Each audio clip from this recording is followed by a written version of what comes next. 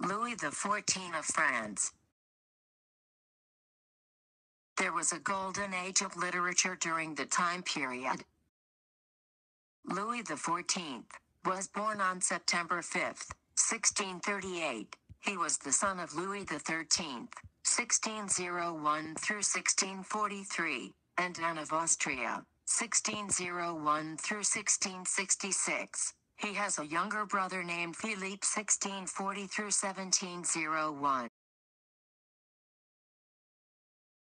Louis inherited the crown at 4 years old when the king died on May 14, 1643. His mom served as a sole regent to him. Basically, she honored him and took care of him. Louis ruled with the chief minister of France. The chief minister was a very powerful person. Louis XIV believed in the right to exercise absolute power over France. The final decades of rule for France was weakened by several wars. He drained resources, mass exodus of Protestant population for the following king's revocation of Edict of Nantes. Louis centralized control of France and overseas colonies. Louis viewed himself as a direct reparation of a god. Louis's emblem, or symbolic figure, was the sun. To show his status as an absolute monarch, he was called the Sun King. His infamous statement was "L'Etre est Maisy," meaning "I am the state." He saw programs to the last detail. He surrounded himself with artists like Molière, Charles Le Brun and Jean-Baptiste Lully, to gain their knowledge and respect.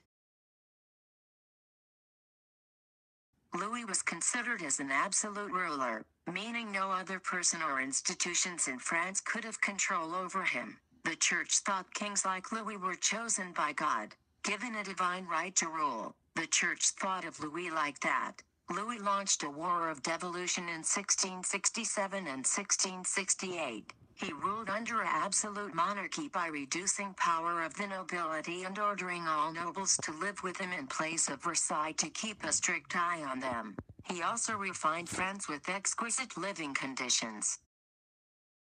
He was a savage.